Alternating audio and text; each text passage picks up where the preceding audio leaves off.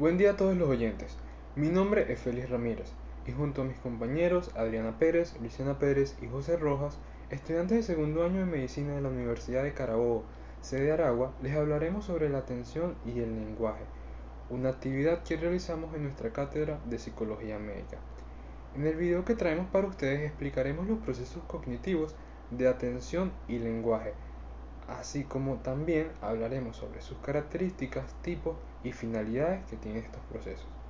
Cabe destacar que la importancia conjunta de la atención y el lenguaje se basa en la capacidad que nos otorgan para estar conscientes de nuestro entorno, permitiéndonos saber todo lo que sucede alrededor de nosotros, enfocarnos en diferentes actividades y además la capacidad que nos brindan de poder expresarnos y comunicarnos de diferentes maneras y con otras personas. A continuación hablaremos de la atención y finalizaremos este video hablando sobre el lenguaje. Primero debemos definir la atención. Esto lo hizo William James en 1890, un reconocido filósofo y psicólogo estadounidense graduado de Harvard, quien definió a la atención como el proceso por el que la mente toma posesión de forma vívida y clara de uno de los diversos objetos o trenes de pensamiento que aparecen simultáneamente. Focalización y concentración de la conciencia son su esencia. Implica la retirada de pensamientos de varias cosas para tratar efectivamente otras. ¿Qué quiere decir esto? Que básicamente la atención es la aplicación voluntaria de nuestra actividad mental y de nuestro sentido a ciertos estímulos, objetos o situaciones específicas. También podemos definir la atención como un estado de observación y de alerta, ya sea de forma continua o de forma discontinua. Gracias a la atención nos podemos enfocar también en aquellas actividades, aquellos estímulos o situaciones que sean más relevantes para nosotros y aquellas que no sean tan relevantes pasan a estar en un segundo plano de atención. Esto también se da gracias a un mecanismo fisiológico en nuestro sistema nervioso. Nuestro sistema nervioso siempre está recibiendo información sobre todo lo que sucede en el entorno que nos rodea. Sin embargo, 99% de esta información es descartada por carecer de importancia. Ese 1% restante hace referencia a la información o a las actividades o estímulos que son relevantes o que consideramos relevantes para nosotros. Ahora, ¿cuáles son los efectos que tiene la atención? Este proceso cognitivo no es más que un mecanismo de procesamiento de la información que nos permite realizar las actividades o tareas que llevamos a cabo día a día.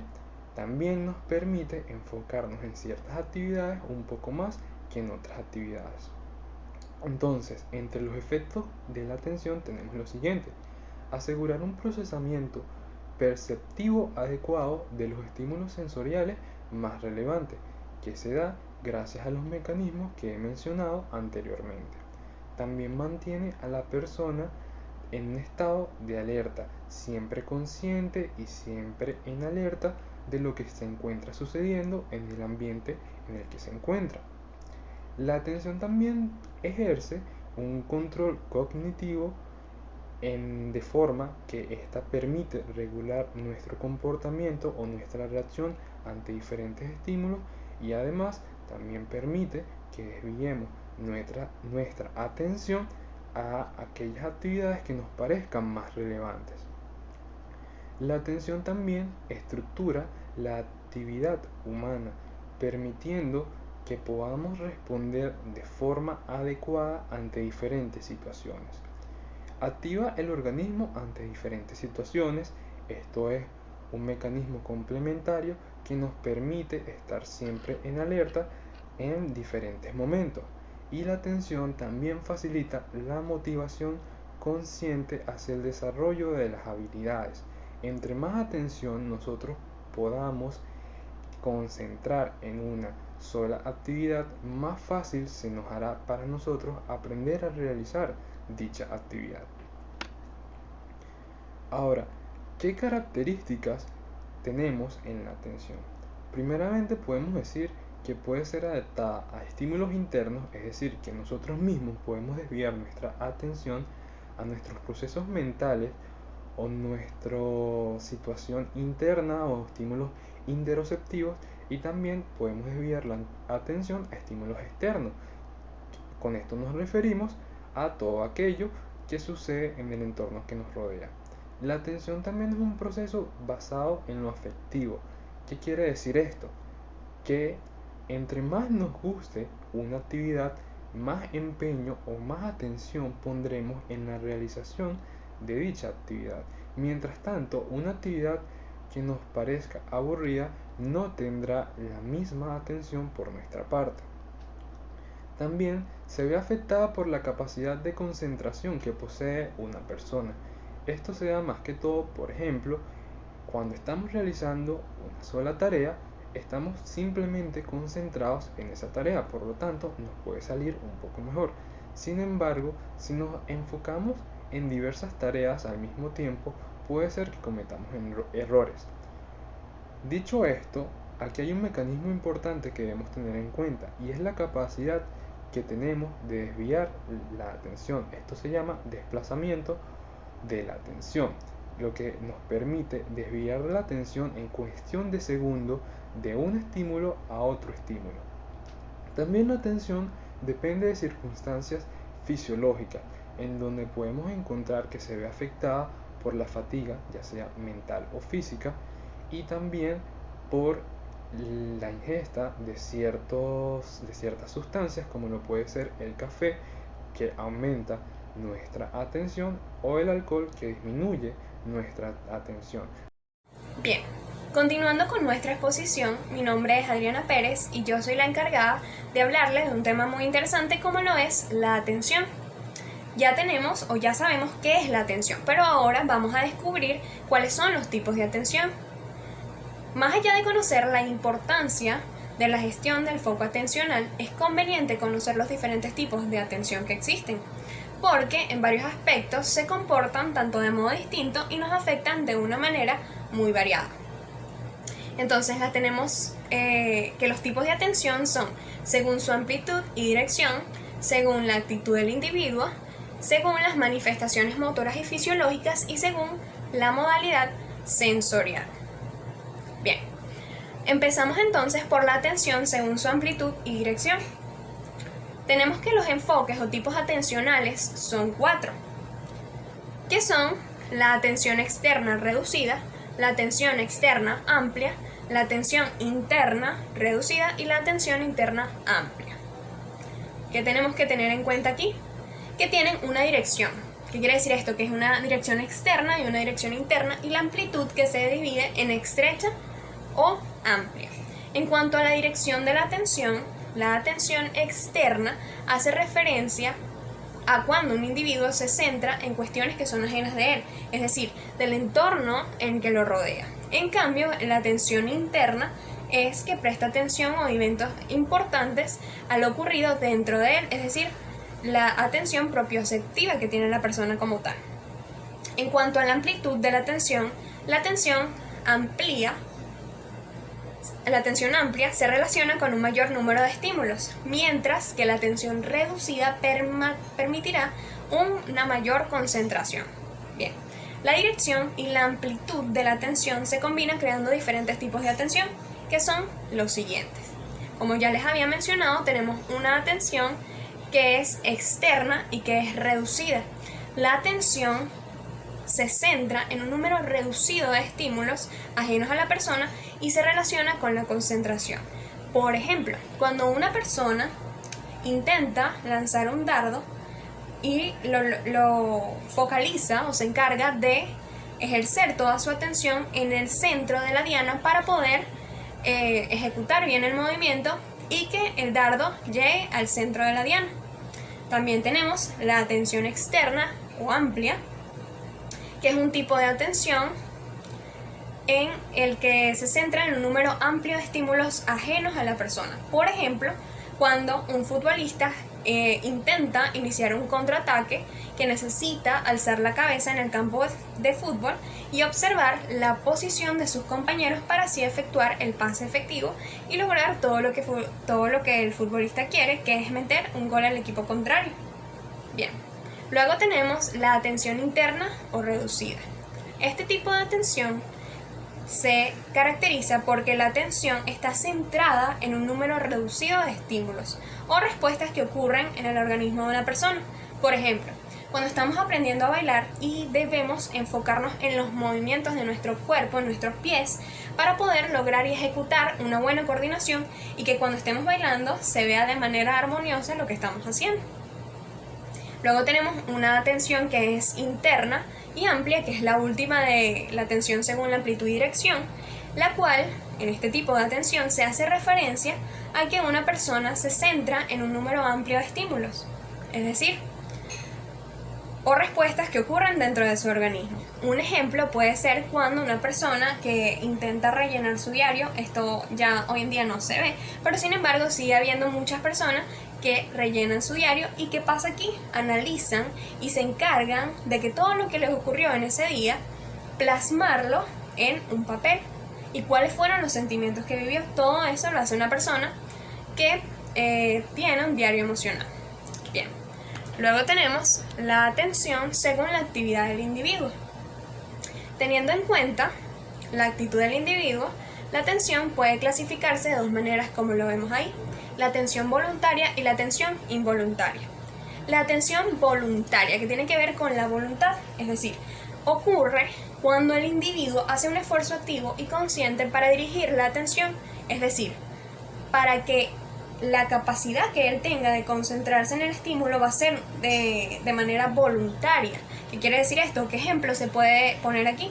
Cuando estamos estudiando. Cuando estamos estudiando, nuestra atención va dirigida a un solo tema y ponemos de toda nuestra voluntad para así poderlo atender, poderlo entender y así lograr nuestro objetivo, que es aprender el tema para posteriormente ir al examen y pasarlo con buena nota. Luego tenemos la atención involuntaria.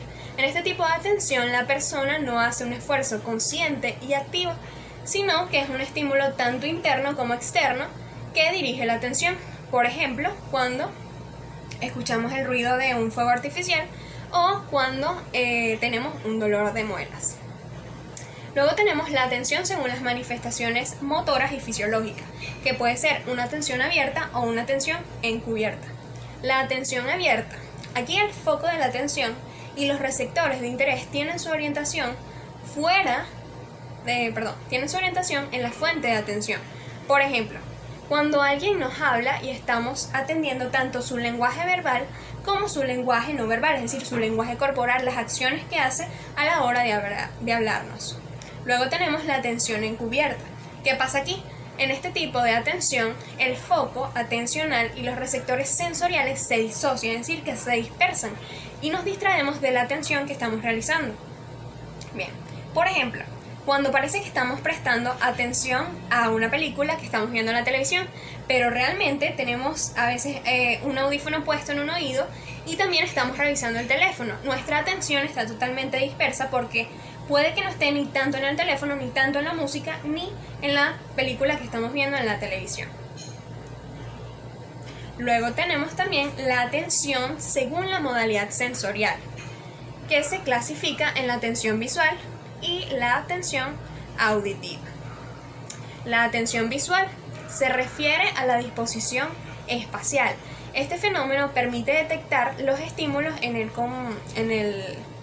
el contexto visual complejo, y la atención auditiva es aquella en que, aunque sabemos que no podemos mover las orejas al igual que los ojos para captar los diferentes estímulos auditivos, sí podemos elegir o sí tenemos la capacidad de prestar atención a un mayor estímulo, un estímulo auditivo que queremos escuchar mayor que otro que estemos escuchando de fondo o a lo lejos.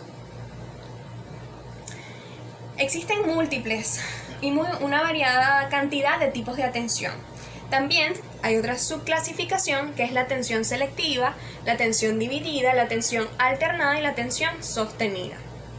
Teniendo en cuenta entonces esto, la atención selectiva también recibe el nombre de atención focalizada, que es la capacidad de seleccionar y focalizar la atención determinada de un estímulo concreto o una tarea determinada.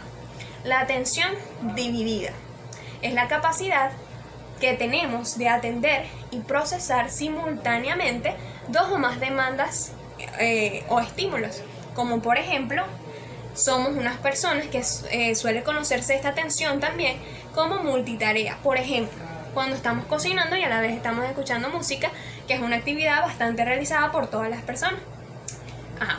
Luego, casi ya finalizando los tipos de atención, tenemos la atención alternada, que es la capacidad de cambiar el foco de atención de un estímulo a otro. Por ejemplo, cuando leemos una receta, tenemos la receta aquí, y luego vamos a la cocina y practicamos esa receta que una vez ya entendimos. Primero le prestamos atención a la receta y luego fuimos y realizamos el proceso prestando la atención también mediante el estímulo previo a lo que estamos realizando en este momento. La última, o el último tipo de atención, sería la atención sostenida, que se refiere a que cuando tenemos que utilizar la atención durante un largo periodo de tiempo. Por ejemplo, cuando estamos jugando un videojuego o cuando estamos presenciando una clase que dura alrededor de 1 hora, aquí es donde se manifiesta la atención sostenida. Luego tenemos la intensidad de la atención. ¿Qué es esto? La intensidad se refiere a la cantidad de atención que prestamos a un objeto o a una tarea. Es decir, hay actividades que podemos realizar sin prestar prácticamente atención. No obstante, la mayor parte de ellas, o casi todas, requieren de cierta capacidad atencional. Normalmente, aquellas actividades que no requieren atención reciben el nombre de actividades automáticas. Es decir, aquellas actividades que, por ejemplo, hacemos sin mirar, como en el caso de cuando tecleamos en la computadora, cuando estamos realizando un trabajo, es un mecanismo que lo hacemos sin mirar incluso muchas veces las letras que se encuentran en el teclado. Por el contrario, cuando el sujeto centra la atención voluntariamente y con cierta intensidad, que es cuando una persona está apasionada por el tema, por así decirlo, hablamos de una concentración. Finalmente, indicamos que si bien la mayoría de las ocasiones atendemos aquellas cosas que queremos atender, eso no es siempre así. Por lo tanto, la atención, como antes describíamos, puede ser tanto voluntaria como involuntaria. La intensidad de atención de una persona se encuentra afectada a veces notablemente según el tipo de atención que se encuentre utilizando.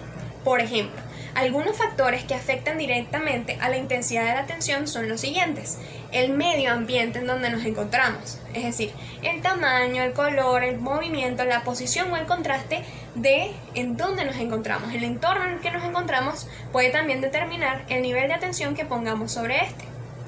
También el nivel de dificultad de una tarea, la motivación para realizar dicha tarea y una carga emocional que nos pueda brindar. Tenemos la fatigabilidad. ¿Qué es la fatigabilidad? La fatigabilidad es aquello que nos da a todos cuando llevamos mucho estudiando un tema y que ya nos cansamos. Pero para ser más específicos, su definición es que representa la incapacidad que tiene una persona para fijar la atención en un contenido durante mucho tiempo. Esto se produce en sujetos ya cansados de tanto, por ejemplo, leer el mismo tema. En sujetos neurasténicos, esto es un trastorno neurológico que se caracteriza por la debilidad, por la fatigabilidad y un sentimiento de encontrarse exhausto, o los psicasténicos, y en grados ligeros de la obnubilación de la conciencia. La fatigabilidad de la atención, ¿qué es esto? Es un estado caracterizado por el agotamiento de la atención, propia de las demencias y presencia de tumores, y también por la apatía asociada a determinados trastornos de la personalidad. La tendencia a estar cansado o exhausto. La fatiga en sí como tal, como antes describía, no es una enfermedad todo el tiempo. O sea, constantemente sí es una enfermedad, pero es muy normal que después de un largo periodo, por ejemplo, estar estudiando, nos dé esto que conocemos como la fatigabilidad. Ok. Luego también tenemos que sí pueden haber problemas médicos o tratamientos o hábitos personales que puedan generar fatiga. Por ejemplo, tomar ciertos medicamentos como los antidepresivos, los antihistamínicos y medicamentos para las náuseas y el dolor causan fatigabilidad. También los tratamientos médicos como la quimioterapia y la radiación, que se encargan de drenar un nivel de energía del organismo, y es totalmente lógico que causen fatigabilidad. Luego tenemos la recuperación de una cirugía mayor, la ansiedad, el estrés, la depresión, quedarse quieto hasta tarde, beber demasiado alcohol o bebidas con cafeína, y también se presenta mucho en mujeres embarazadas lo que es la fatigabilidad. Esto es todo con respecto a nuestro tema de atención. Más adelante les hablarán mis compañeros acerca del lenguaje. ¿Qué es el lenguaje? Es un sistema de signos a través del cual los individuos se comunican entre sí. Estos signos pueden ser sonoros, como el habla, corporales, como los gestos, o gráficos, como la escritura. El lenguaje es una forma peculiar de conocimiento de los objetos y fenómenos de la realidad, un reflejo de dicha realidad que se propicia por medio de la lengua natal y que constituye a su vez la principal vía de comunicación entre los seres humanos, y mediante el cual el individuo entra en relación con sus semejantes, para coordinar acciones mutuas, intercambiar ideas e incluirse entre sí. Por extensión, se usa también la palabra lenguaje para referir a todo tipo de sistema de señales que permiten comprender un determinado asunto o transmitir un mensaje. Por ejemplo, el lenguaje musical, el cual tiene un sistema de escritura propio. Aunque normalmente la palabra lenguaje se usa para referir la capacidad de la comunicación entre los seres humanos, investigaciones recientes apuntan que algunas especies también poseen códigos de comunicación mediante signos sonoros y corporales. Los componentes del lenguaje. Las últimas teorías han elaborado una serie de componentes del lenguaje que van desde el componente fonológico hasta el pragmático, cada uno con las características que se explican a continuación. Fonología. El componente fonológico se ocupa del aspecto sonoro del lenguaje, tanto las reglas de su estructura como la secuencia de sonidos. Ya en el primer año de vida, los niños comienzan a desarrollar este componente fonológico, balbuceando hasta llegar a formar palabras. La partícula más sencilla que estudia la fonología es el fonema, que puede ser un solo sonido. En español, por ejemplo, existen 22 fonemas diferentes. La semántica. La semántica se ocupa del significado que adquieren las distintas combinaciones de sonido, esto es, las palabras. Estas son las unidades fundamentales del lenguaje. Como pasaba con la fonología, la semántica también comienza a desarrollarse desde muy pronto. Ya con un año, el niño sabe que las palabras sirven para comunicarse y poco a poco, hasta los 6 años, va adquiriendo la habilidad de repetirlas. Para que estas palabras signifiquen algo, la mente humana las asocia a las representaciones mentales de su significado. El siguiente componente del lenguaje es la gramática, la cual se va a dividir entre la morfología y la sintaxis. Este componente del lenguaje es fundamental para que la comunicación sea efectiva, ya que incluye dos partes muy importantes. Por una parte, la sintaxis, la cual se va a definir como el conjunto de reglas para formar las oraciones. Va a ayudar a colocar correctamente las palabras para formar oraciones que tengan sentido y expresen lo que queremos comunicar. Por otra parte, la morfología va a estar relacionada de forma muy estrecha con lo anterior, por lo que a su unión se le conoce como gramática. El morfema es la unidad más simple de la palabra, es decir, que no se puede dividir más. Con la morfología se puede construir nuevas palabras usando esa raíz o usando alguna raíz y añadiéndole un componente. Por ejemplo, a la raíz n y ñ se le puede añadir el marcador de género y crear la palabra niño o niña. La pragmática. El último de los componentes del lenguaje es el que adapta el lenguaje a cada uno a la sociedad en la que vive, para hacerlo comprensible. Se suele dividir en 3 habilidades diferentes. La primera, el uso correcto del lenguaje para que sea útil. La segunda, sirve para hablar con cada interlocutor adaptándonos a su personalidad. No hablamos igual con una persona mayor como con un hermano pequeño. Y la tercera son las normas de educación a la hora de conversar, como esperar a que la otra persona termine o no irnos por las ramas en una conversación. Como siguiente tema tenemos las características del lenguaje, las cuales, entre las características principales vamos a tener que es una capacidad innata del ser humano. Por lo tanto, es universal y es racional. En sus formas concretas, el lenguaje es aprendido en el seno de una cultura y o por medio de la experiencia. Surge de la convención social y al mismo tiempo requiere de una convención para ser aprendido. Se expresa mediante sonidos, signos gráficos y o signos corporales. Permite intercambiar información entre dos o más individuos, esa es su principal función o utilidad, y es flexible, es decir, se modifica según las transformaciones en el entorno sociocultural. Mi nombre es Luciana Pérez y para darle continuidad al tema del lenguaje, vamos ahora a hablar de lo que serían los tipos de lenguaje, ¿verdad? El lenguaje, existen muchas maneras de clasificar el lenguaje, todo va a depender del ámbito de interés que le queramos dar. El lenguaje se puede clasificar según el modo de comunicación, donde vamos a tener al lenguaje verbal y al lenguaje no verbal. Tenemos que el lenguaje verbal se refiere a todas aquellas formas de lenguaje donde se utiliza la palabra. En este caso vamos a tener en cuenta lo que es el lenguaje oral, que es el que normalmente utilizamos en la conversación y en la comunicación, y el lenguaje escrito, que es el que vamos a utilizar mediante signos y palabras. El lenguaje no verbal, que es el otro modo de comunicación, vamos a tener en cuenta que este abarca todas aquellas formas de lenguaje en el cual nos vamos a expresar de manera diferente a lo que es la palabra. Aquí vamos a tener en cuenta lo que es el lenguaje no verbal facial. El lenguaje no verbal facial se refiere a todos aquellos gestos faciales que comunican impresiones o estados de ánimo. Por ejemplo, la sonrisa puede ser un indicador de simpatía, por ejemplo. Vamos a tener en cuenta también lo que es el lenguaje verbal kinésico o el lenguaje corporal. Este lenguaje se basa en todas aquellas acciones corporales que van a transmitir un mensaje. Por ejemplo, podríamos tener en cuenta la forma en que se encuentran nuestros brazos en el momento de algún tipo de comunicación, si están cruzados, si están abiertos, todas ellas pueden expresar ciertas emociones o en las situaciones en que nos pudiésemos encontrar. También vamos a tener lo que es el lenguaje no verbal proxémico.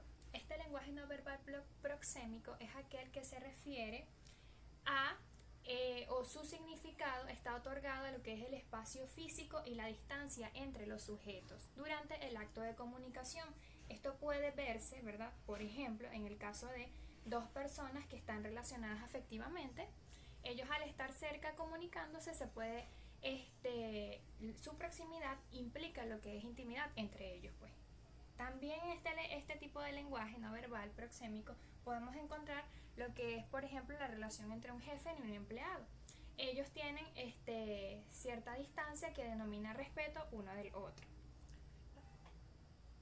Ahora bien, el lenguaje también se puede caracterizar o a los tipos de lenguaje que van a ser de acuerdo al contexto social en el que nos encontremos o también la manera de expresarse. Aquí es donde nos vamos a encontrar lo que es el lenguaje cotidiano o el lenguaje informal. El lenguaje informal es aquel que es utilizado en la comunicación interpersonal, en contextos de confianza y horizontalidad de las relaciones sociales. Por ejemplo, este tipo de lenguaje es aquel que utilizamos entre la familia, las amistades o un círculo de personas bastante cercanos. Este requiere el uso de la lengua estándar sin ningún tipo de problemas y también lo podríamos denominar como aquel lenguaje coloquial, donde pudiésemos usar lo que son las oraciones cortas, onomatopeyas, repeticiones o redundancias. No va a tener mayor importancia ya que estamos hablando de un lenguaje entre personas que tienen confianza, por ejemplo. Tenemos ahora lo que es el lenguaje formal. El lenguaje formal es aquel tipo de lenguaje que atiende formas de cortesía, en donde pueda existir jerarquía o donde los sujetos establecen comunicación por primera vez. Denomina respeto también. Este tipo de comunicación, ¿verdad?, puede garantizar una buena receptividad de los mensajes que se transmiten. Generalmente es utilizado, ¿verdad?, como ya dije, para denominar lo que es el respeto. Por último tenemos lo que es el lenguaje técnico. El lenguaje técnico es aquel lenguaje propio de un determinado ámbito.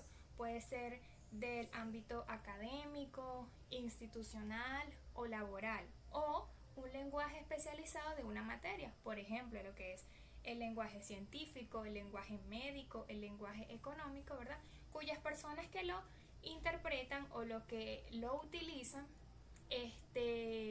pueden entonces no tener ningún problema a la hora de comunicación, pero aquellas personas que son externas a ese tipo, o por ejemplo a las personas que utilizan estos tipos de lenguaje, puede que el mensaje no llegue de la manera más correcta, debido a que pueden hablar en una jerga que no podamos conocer, por ejemplo.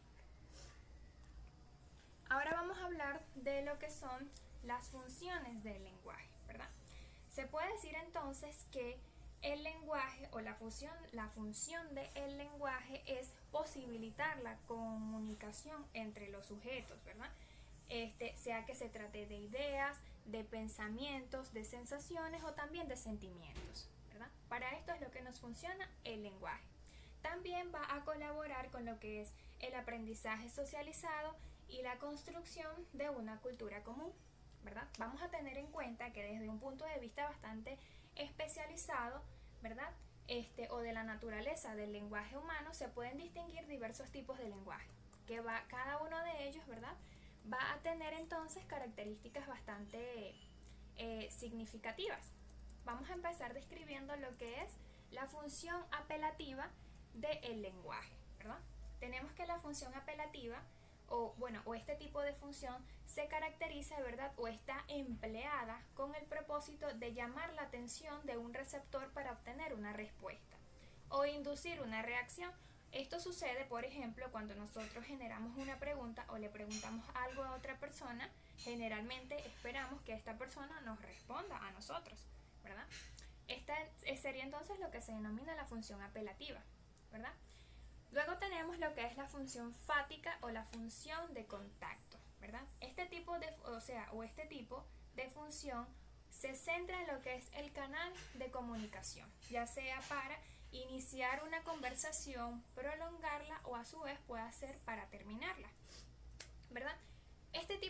Vamos a llamarla que esta función del lenguaje no tiene o no posee un contenido informativo, ya que su objetivo no es transmitir información, sino facilitar el contacto con la persona para luego permitir entonces una correcta transmisión del mensaje.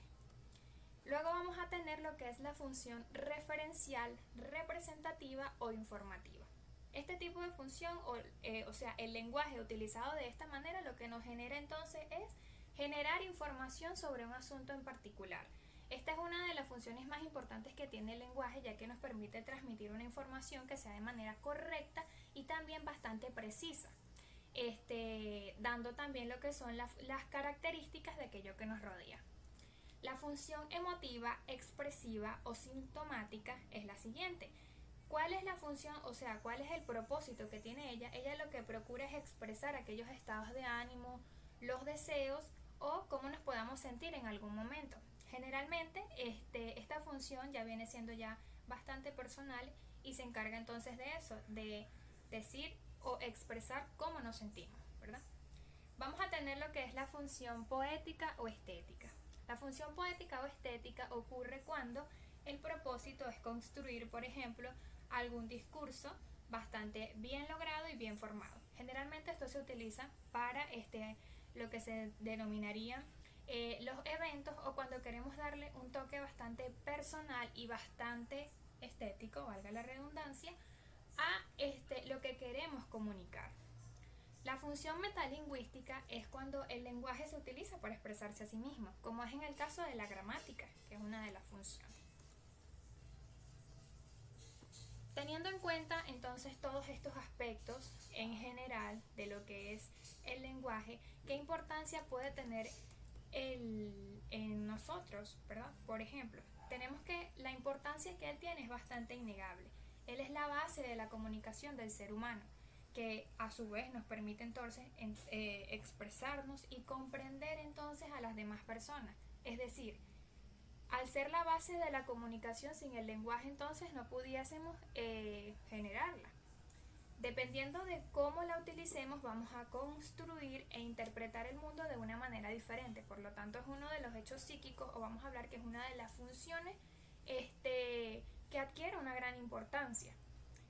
Del lenguaje se han hecho multitudes de análisis y de estudios, ¿verdad? Sin embargo, vamos a tener en cuenta que y se han estudiado de muchas formas. Sin embargo, aquí el psicólogo ruso Lev Vygotsky analizó su papel fundamental en el desarrollo del lenguaje. Él generó ciertas teorías, ¿verdad?, que planteaba que a través de la interacción social que tenemos nosotros los seres humanos se adquiere conocimiento y por lo tanto eso nos permite pensar en formas cada vez más complejas, es decir, nos ayuda a nuestros procesos de pensamiento. Por lo tanto, al momento de utilizar lo que es el lenguaje, ¿verdad? Siempre, o sea, al momento de utilizarlo, siempre nos va a generar cierto conocimiento a nosotros y también hacia los demás. Ok, hablando entonces en general o en conclusión acerca de los temas que hemos presentado hoy, vamos a tener en cuenta que la atención y el lenguaje son una de las funciones psíquicas que nos ayudan a comprender lo que es el funcionamiento de una persona en base a lo que se encuentra en su mente. Por lo tanto, adquieren bastante importancia. Hablando un poco acerca de lo que es la atención, ya sabemos entonces que es un proceso de dirección de la conciencia de forma externa o de forma interna. Esta la auxilia, es decir, a nuestra mente o a nuestra conciencia, la auxilia al seleccionar y mantener la concentración de la actividad mental en algo o sobre algo, ¿verdad?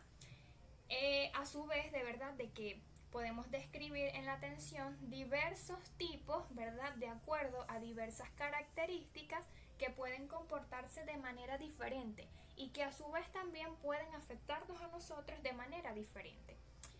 En la atención como proceso en tal, ¿verdad?, puede ser influido por otros procesos como es en el caso de la fatiga. La fatiga puede disminuir el proceso de atención, lo que nos generaría lo que es la desconcentración y también afectarnos a un nivel mucho más grande. De modo que entonces la atención es toda esa capacidad que nos sirve para crear, guiar y mantener nuestro cerebro de manera que podamos procesar correctamente la información que se nos da. Un hecho bastante importante, ya que gracias a ella podemos lograr diferentes cosas. En cuanto a lo que es el lenguaje, vamos a tener en cuenta que la comunicación social y la expresión de vivencias internas, ¿verdad?, van a organizar lo que es la expresión sensorial y los procesos mentales, ¿verdad? Tenemos que estos procesos mentales van a transmitir conocimientos y van a regular las conductas. Por eso es que el lenguaje, como función psíquica del pensamiento, tiene asiento en lo que es la mente de los hablantes, es decir, ella se encuentra en la mente y es un hecho propio de nosotros, ¿verdad?, de los cuales se convierte en una función o se convierte en algo que adquiere tanta importancia para nuestra relación con las demás personas y a su vez con nuestra misma persona, ¿verdad?, que funciona como expresión social, como por ejemplo una expresión emocional, interacción social, el control y el registro de la actividad, actúa también sobre el pensamiento y la expresión de la identidad. Es decir, tiene grandes características que hacen entonces caracterizar a una persona o generar a una persona.